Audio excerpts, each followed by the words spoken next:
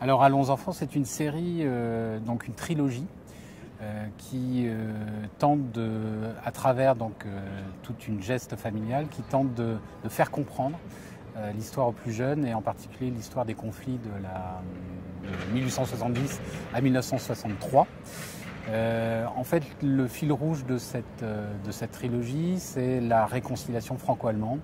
Donc d'abord les conflits entre Allemands et Français, puis la réconciliation en 1963. Et au travers donc de différents personnages qui font partie de la même famille, on a essayé de toucher en fait à ce qui est le plus terrible et le plus tragique, mais aussi le plus parlant et le plus symptomatique de ce XXe siècle.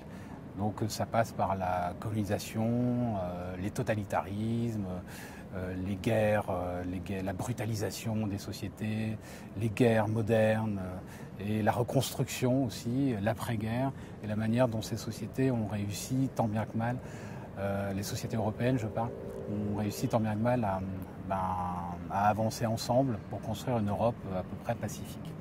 Donc en fait, si on devait résumer, c'est donner à voir l'histoire du XXe siècle, mais de manière incarnée. C'est ça, oui, à travers des gens du peuple, des petites gens qui traversent l'histoire un peu baladés en fonction des désirs, des décisions des grands dictateurs ou des grands hommes politiques ou empereurs ou autres, et comment eux, à travers leur quotidien, ils vivent ça en fin de compte. Mais en même temps, tout ce qui est raconté dans la bande dessinée, c'est vraiment passé. Je suis enseignant, je suis un ancien formateur, à disposition effectivement tout un ensemble de notions sur ce qu'est ou ce que devrait être la pédagogie, la didactique.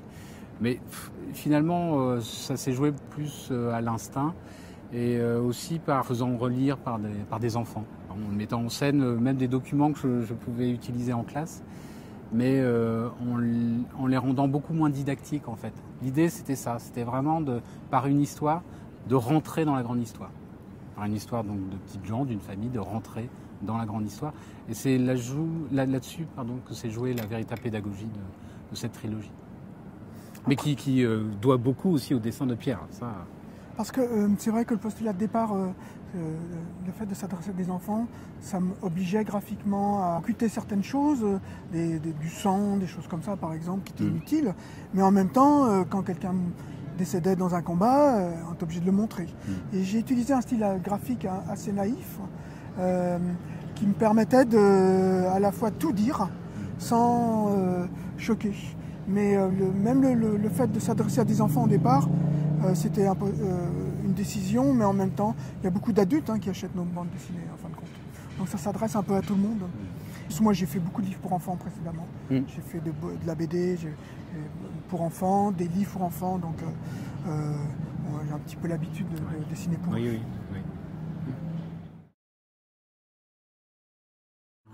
Mon personnage préféré, alors, bon, comme c'est un peu mon arrière-grand-père, ça pourrait être François.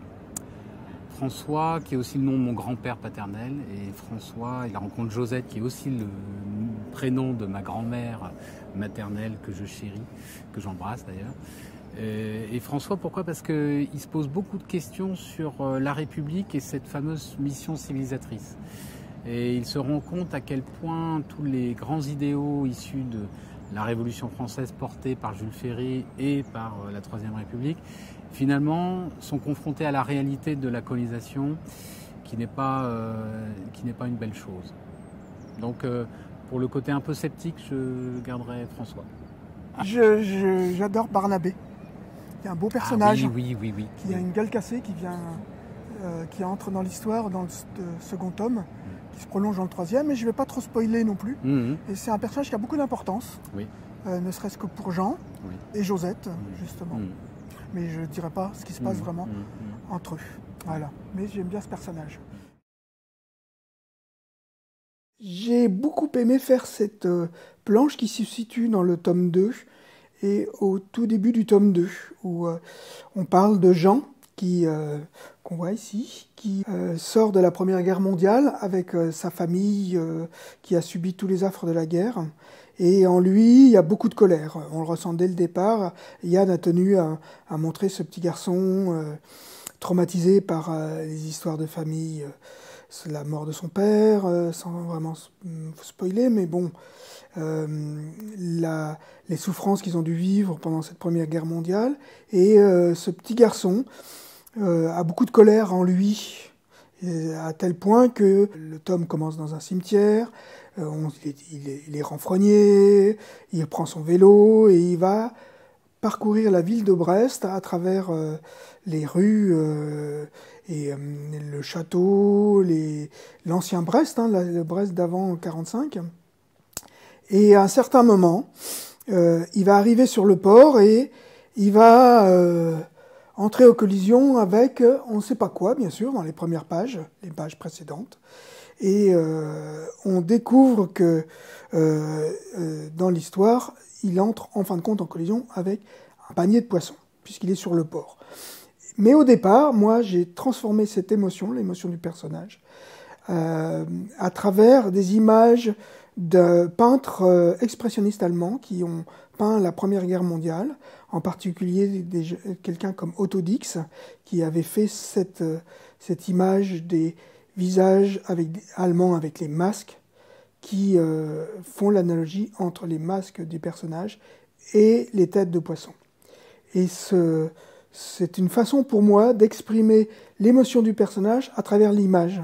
Ce qui est toujours difficile quelquefois. On peut faire un personnage avec des traits renfrognés, avec des traits un peu en colère, mais là, on comprend que c'est toute la douleur, et à travers l'expressionniste allemand de cette époque, peint par Otto Dix ou des gens comme Beckmann aussi, eh bien, j'exprime l'émotion du personnage, tout en retrouvant, après, en revenant dans le réel et se retrouver avec des vraies têtes de poisson qui au départ ressemblent à un masque de soldat allemand, et ensuite redeviennent des poissons traditionnels des pêcheurs, du père du personnage, de l'ami de Jean. Donc ça, c'est inspiré d'une image de peinture, une peinture d'Otto Dix, voilà, que j'ai transformée et que j'ai réutilisée avec les têtes de poisson. Voilà comment on peut exprimer l'émotion à travers la peinture dans la bande dessinée. Et seul petit regret, c'est de ne pas avoir réussi à exprimer l'odeur qui se dégageait des poissons. Mais ça, c'est très difficile en bande dessinée.